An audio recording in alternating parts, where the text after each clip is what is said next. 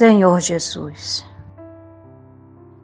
mais uma vez, Mestre querido, aqui nos encontramos, reunidos em nome de Deus, para a realização de mais uma tarefa, a nossa reunião de estudo e tratamento espiritual à distância na nossa casa espírita. Vamos passar a palavra para nosso companheiro Fernando Cotelho, que fará a leitura da página. Boa noite a todos. A página de abertura da reunião de assistência espiritual do dia 19 de fevereiro de 2024 tem como título Verdades e Fantasia. Ela é do livro Caminho, Verdade e Vida, de Francisco Cândido Xavier, por Emmanuel. Verdades e fantasia, mas, porque vos digo a verdade, não me credes. Jesus, João, capítulo 8, versículo 45. O mundo sempre distingue ruidosamente os expositores de fantasia. É comum observar-se, quando em toda parte, a vitória dos homens palavrosos que prometem milagres e maravilhas. Esses merecem das criaturas grandes créditos. Basta encobrirem a enfermidade, a fraqueza, a ignorância ou o defeito dos homens, para receberem acatamento. Não acontece o mesmo aos cultivadores da verdade, por mais simples que ela seja. Através de todos os tempos, para esses últimos, a sociedade reservou a fogueira, o veneno, a cruz, a punição implacável. Tentando fugir à angustiosa situação espiritual que lhe é própria, inventou o homem a buena dicha, impondo, contudo, aos adivinhadores o disfarce dourado das realidades negras e duras. O charlatão mais hábil na fabricação de mentiras brilhantes será o senhor da clientela mais numerosa e luzida. No intercâmbio com a esfera invisível, urge que os novos discípulos se precatem contra os perigos dessa jaz. A técnica do elogio, a disposição de parecer melhor, o prurido de caminhar à frente dos outros, a presunção de converter consciências alheias, são grandes fantasias. É necessário não crer nisso, mas razoável é compreender que o serviço da iluminação é difícil, a principiar do esforço de regeneração de nós mesmos. Nem sempre os amigos da verdade são aceitos. Geralmente, são considerados fanáticos ou mistificadores. Mas, apesar de tudo, para nossa felicidade, faz-se preciso atender à verdade enquanto é tempo. Muito boa noite a todos. Senhor Jesus, aqui nos reunimos em nome de Deus para mais um trabalho, Senhor, na Tua seara bendita. Nós te agradecemos pela assistência e amparo que dispensas a cada um de nós neste momento em que nos reunimos para fazer o nosso trabalho desta noite. Agradecemos a presença dos nossos mentores espirituais, nossos anjos, guardiães e amigos que zelam por nós, que nos sustentam em todos os momentos de nossas vidas, nos fortalecendo na fé, nos encorajando a seguirmos sempre adiante, apesar dos infortúnios, das tempestades, dos dias chuvosos, das noites sem estrelas, sem luz. Obrigado, Senhor, por toda a assistência, principalmente nos momentos mais difíceis de nossas caminhadas. Amado Mestre, é com muito amor e carinho em nossos corações que aqui nos encontramos. Sob a Tua luz, a Tua proteção e a Tua misericórdia. Que Tu possas permanecer junto a nós neste momento, até o final dos nossos trabalhos, para que tudo aconteça segundo a Tua vontade e os nossos merecimentos. Graças Te damos, Senhor, e graças damos a Deus, nosso Pai. Vamos passar a palavra agora, meus amados irmãos, para a nossa companheira Carla Maia, que fará o estudo da noite, referência do Evangelho segundo o Espiritismo, do capítulo 21, itens 1 a 7. Reconhece-se a árvore pelo seu fruto. Boa noite, meus irmãos. Gratidão pela oportunidade de estar aqui novamente com vocês para mais um estudo e reflexões sobre o que o nosso Mestre Jesus nos ensinou. Bom, o estudo de hoje será o capítulo 21 do Evangelho segundo o Espiritismo. Este capítulo intitula-se Haverá falsos cristos e falsos profetas. E no primeiro item traz como título: Conhece-se a árvore pelo fruto. Bem, através da compreensão desta passagem evangélica, nós vamos compreender o que Jesus quis nos ensinar. E principalmente, não apenas qual foi este ensinamento, mas também como aplicarmos na nossa vida, como aplicarmos esses ensinamentos no nosso dia a dia, não é isso? Porque muitas vezes o mais difícil não é entender a mensagem, mas é colocá-la na prática, colocá-la em prática, na prática, no dia a dia. Essa é a nossa grande dificuldade. É o desafio, na verdade, de todo cristão, porque não raro conhecemos as passagens evangélicas, conhecemos as palavras do Mestre, podemos mesmo estarmos na condição de divulgadores daquela mensagem, mas será que nós já conseguimos aplicar em nossas vidas? Será que as nossas palavras já têm ressonância nas nossas atitudes, nas nossas ações? Pois bem, estas são as reflexões que queremos tentar trazer na noite de hoje. Não apenas entender, mas buscarmos mecanismos para vivenciarmos os ensinamentos recebidos. Então vamos começar, nosso estudo. Fizemos umas reflexões e agora vamos começar os nossos estudos. Kardec, nesse primeiro item, do capítulo 21, nos traz 3 passagens evangélicas.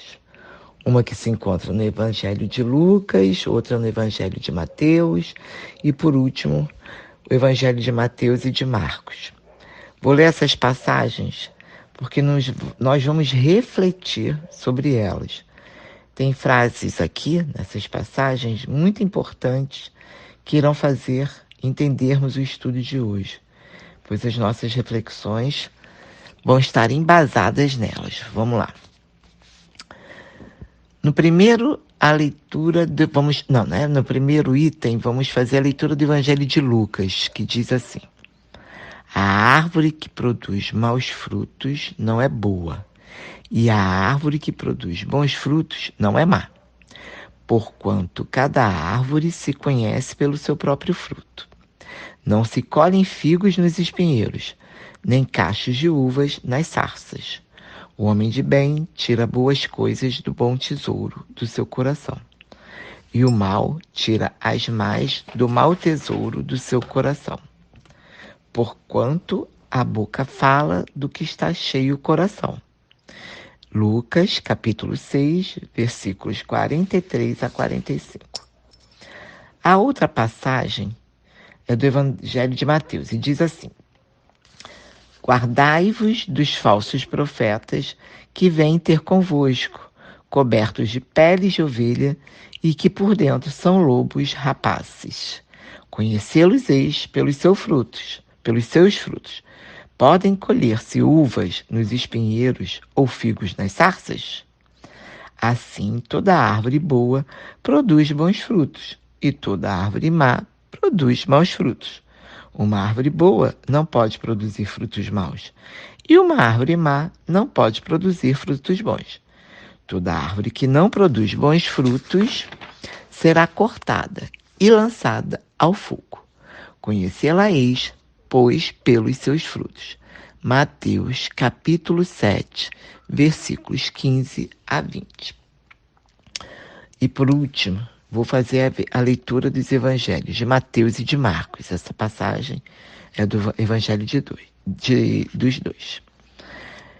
Tende cuidado para que alguém não vos seduza, porque muitos virão em meu nome dizendo, eu sou o Cristo, e seduzirão a muitos. Levantar-se-ão muitos falsos profetas, que seduzirão a muitas pessoas, e porque abundará a iniquidade, a caridade de muitos esfriará.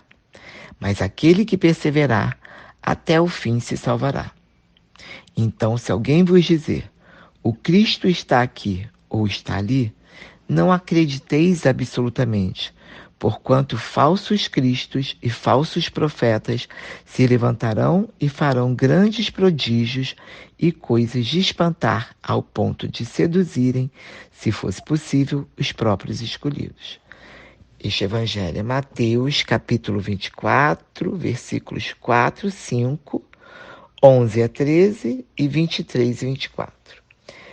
Evangelho de Marcos, capítulo 13, versículos 5, 6, 21 e 22. Bom, vamos agora, entender o contexto desta ideia, desses evangelhos que eu acabei de ler. Vamos começar. Conhece-se a árvore pelo seu fruto. O que Jesus quis dizer nessa passagem? Primeiramente, a gente tem que entender o que é a árvore. Quem é essa árvore, que Jesus, cita ali nessa passagem, Bom, essa árvore, gente, ela simboliza todos nós, somos nós, Os frutos são os nossos atos, As nossas obras.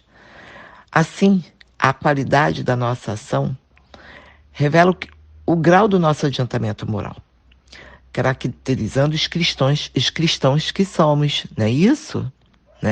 São através das nossas obras que a gente mostra quem somos nós, O homem de bem tira as boas coisas do bom tesouro do seu coração, e o mal tira as mais do mau tesouro do seu coração, Nesta passagem, o homem está sendo comparado a esta árvore, A gente não pode esquecer que Jesus falava por metáfora, ele falava muito de forma figurativa.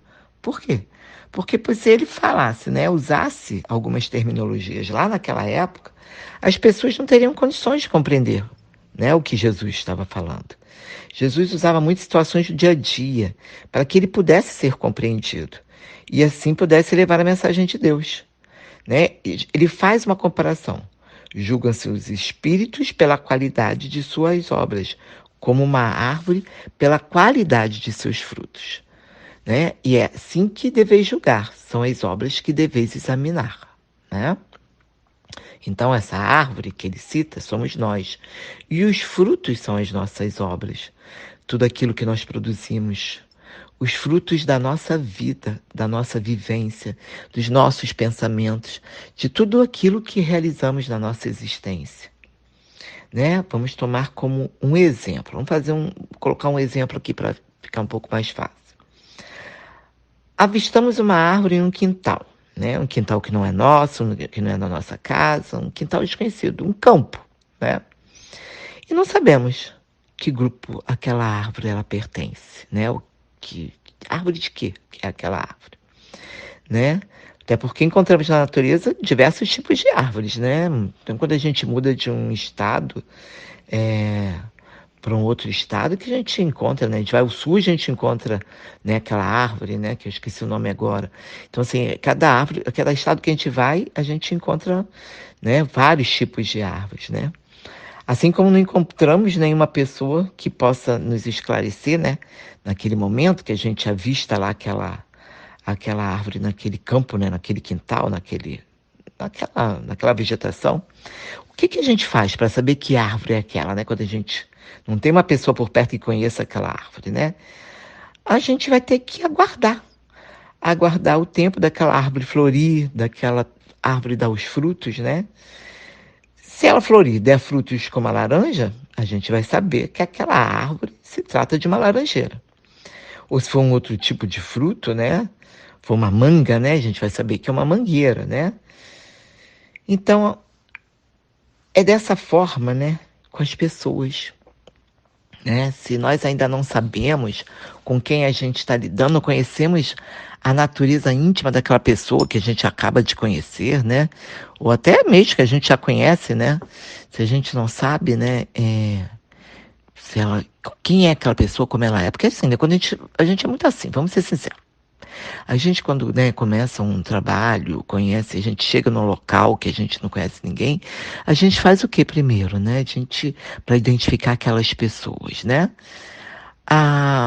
Primeiro a gente faz o quê? A gente vai começar a observar aquela pessoa, não é isso? Aquelas pessoas que estão ali conosco, né? A gente vai ver os atos dela, né? A gente vai ver como é que a maneira que ela toca a vida.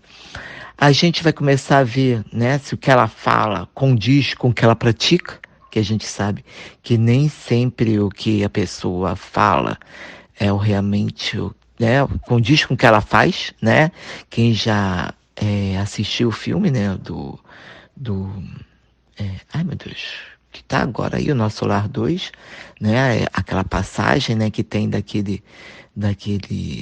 pessoa, né, daquele homem, daquela família, ele pregava dentro da casa dele, né? Que no passado acontecia muito isso, né? E ele falava de coisas tão bonitas, né? E na hora do dia a dia, logo depois passa, né? O filho chorando, ele falando de forma ríspida, né? Com o filho. Então a gente entende que muitas vezes, né? A pessoa fala palavras lindas, mas na prática, no dia a dia, não é nada aquilo das palavras que falou. Então quando a gente começa a observar, né? Essas pessoas que a gente quer saber com quem a gente está lidando, né? É só o tempo. É só o tempo que a gente vai saber com que é aquela pessoa que a gente está lidando, quem ela é, através dos frutos das obras, né? Do que, se a palavra condiz com os atos, sempre os atos, né? Sempre os atos, né? Das obras, né? Do que realmente, do dia a dia que ela faz, quem é aquela pessoa que a gente está lidando, não é verdade? Lao Tse, né? Dizia que a alma não tem segredo que o comportamento não revele, né? O que a gente acabou de falar aqui, né? Não há quem consiga por muito tempo esconder seus vícios morais. Por mais que alguém seja capaz de fingir de alguma forma seus comportamentos, sempre revelarão suas reais intenções. Não é? Isso que eu acabei de dar aqui, esse exemplo aqui, né? Eu sempre ouvi dizer, gente, até, né? Sempre ouvi dizer até de mãe, né? Que se quisermos saber se uma pessoa é uma boa pessoa, basta observar a forma que ela trata o outro, né? Como ela trata na sua família, né? Seu pai, sua mãe, seus irmãos, como ela trata um vizinho, como ela trata um animal, como ela trata um idoso, né? Eu sempre cresci escutando isso na minha família, né? E então, né? Se para saber se a árvore é boa, precisamos antes provar desses frutos, né?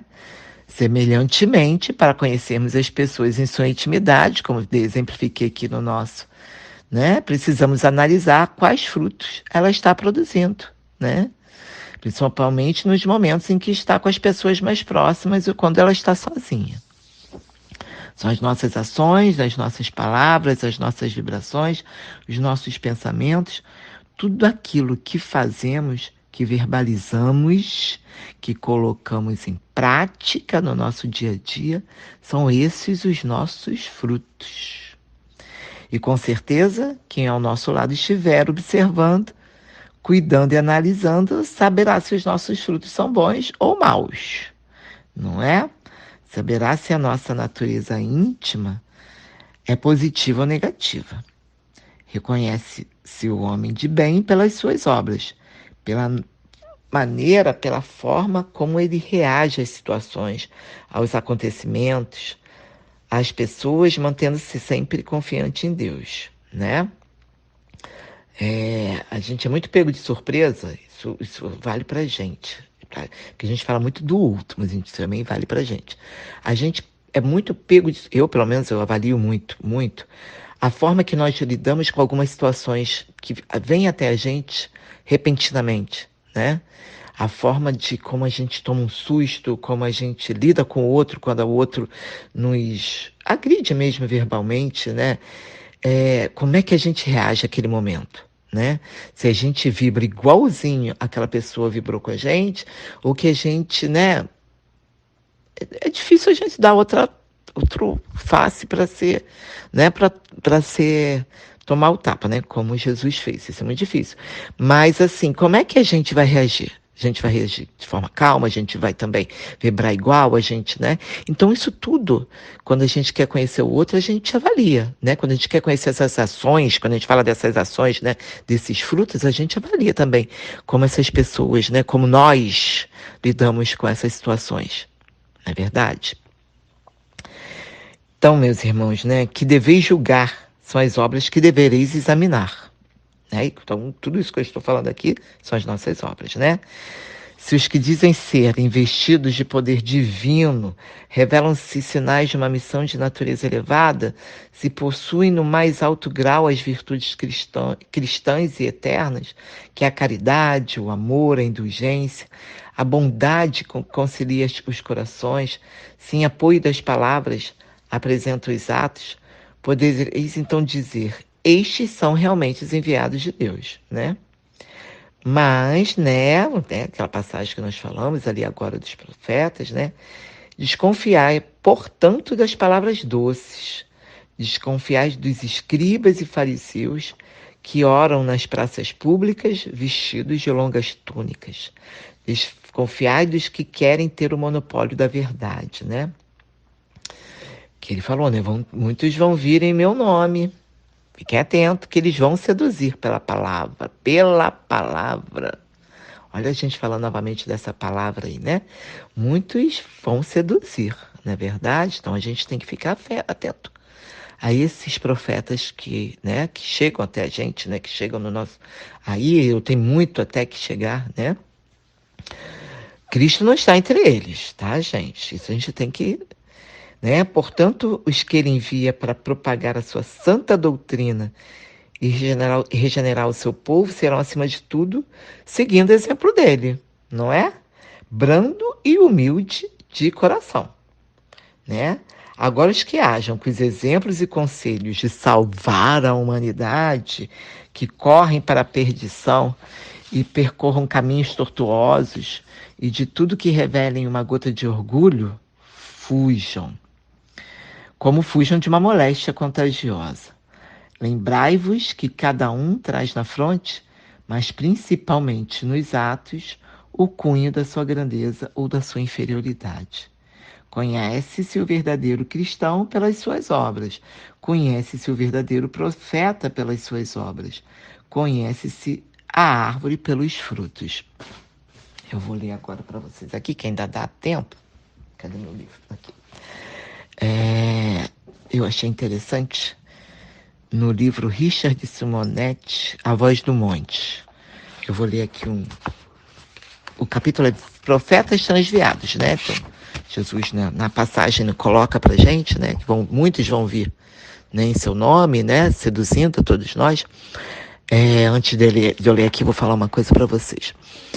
Eu acho muito interessante, toda vez que eu leio, e acredito que com vocês também isso acontece, toda vez que eu leio alguma passagem né, que fala, né, que Cristo não escreveu, não deixou nada escrito, mas né, os que escreveram, né, os apóstolos que deixou as passagens escritas, muitas vezes que eu leio, parece que eu estou lendo aquilo hoje, né? Eu remeto assim rápido para o dia de hoje. E aí depois eu penso, gente, olha quantos 1000 anos isso aconteceu atrás, né? E aí a gente, assim, é tão bem feito, né? Foi tudo muito, né, bem pensado, muito bem estruturado, né? Que a gente hoje coloca aqui, hoje não foge de nada que nós vivenciamos, de nada que passamos no nosso dia a dia, nada. Vou lá me repetir o passado porque hoje não acontece. Não, tudo acontece hoje, né? Isso, toda vez que eu faço essas leituras, né, do Evangelho, e é muito, né, muito, assim, é muito atual, é muito vivo, né? Aquilo é muito vivo para a gente. Então vamos lá, a leitura por causa do tempo, né? O título, né, dessa passagem do livro de A Voz do Monte, de Richard Simonetti, ele se intitula Profetas Transviados. Vamos lá. Os profetas do Velho Testamento eram considerados homens inspirados por Deus, arautos de sua vontade junto ao povo judeu, submetendo-se a férreas disciplinas e a uma vida de ascetismo, à distância das ilusões humanas. Aprimoravam as ideias e amadureciam o psiquismo, habilitando-se a ensinar com autoridade e a realizar prodígios que causavam impactos. Desfrutavam, por isso, de grande prestígio junto ao povo. Muitos ambiciosos sonhavam com a condição de profetas, simulando poderes e virtudes que não possuíam. Agindo com sutileza, envolviam os incautos à procura de prestígio e fortuna, interessados não em servir a religião, mas em se servirem dela. Jesus, que tinha perfeita noção de que muitos mistificadores se arvorariam em profetas do cristianismo, indica a fórmula ideal para identificá-los: que se lhes observassem atentamente a conduta. Olha o que nós falamos. Se os exemplos do mestre exaltavam a compreensão e o respeito à criatura humana, se sua doutrina era de amor e bondade, de desprendimento dos bens materiais e permanente espírito de sacrifício em favor do semelhante, logicamente, nesses valores estaria a medida para identificar os verdadeiros profetas cristãos. Este tipo de teste nos permite constatar que, através dos séculos, muitos têm falado em nome de Jesus, mas raros foram seus representantes legítimos. Em linguagem atual, poderíamos definir os profetas como médiuns, indivíduos dotados de faculdades psíquicas avantajadas que lhes permitem falar e agir sob inspiração espiritual. Hoje, mais do que ontem, têm surgido profetas. Nesta época de grandes transições, a mediunidade eclode em todas as camadas da população e no seio de todas as religiões, como se o céu estivesse interessado em aproximar-se da terra, preparando a criatura humana para o advento de tempos melhores.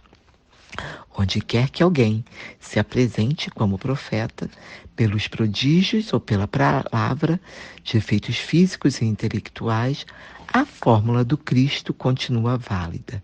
Identificaremos os verdadeiros intérpretes da espiritualidade maior pelos frutos que oferecerem.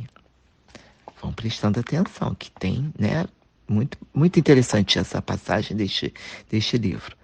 Lobos sempre surgirão. Mistificadores se imiscuirão entre os servidores leais, iludindo os ingênuos e confundindo até os mais esclarecidos. Invariavelmente, porém, serão descobertos, desde que observados atentamente, já que as virtudes que ostentam são simples máscaras que não tardarão em cair ante as pressões interiores de suas ambições e fraquezas. A lição evangélica tem extensão mais ampla, de certa forma. Sempre que nos decidimos a realizar algo em favor do semelhante, tornamo-nos profetas. Passamos a condição de instrumentos de benfeitores espirituais e que, por nosso intermédio, tentarão beneficiar os sofredores de todos os matizes. Ligados a instituições assistenciais e grupos de socorro, estaremos deixando a multidão indiferente e acomodada para integrarmos a gloriosa equipe dos servidores do Cristo. Todavia, há um problema muito sério a dificultar-nos a tarefa.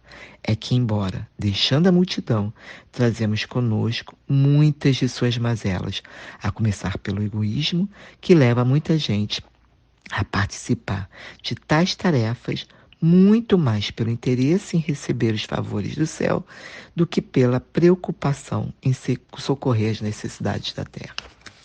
Raros passariam pelo teste dos frutos, porquanto falam do Cristo, mas situam-se longe dele. Ensinam só a moral sem exemplificá-la, exaltam seu amor sem cultivá-lo.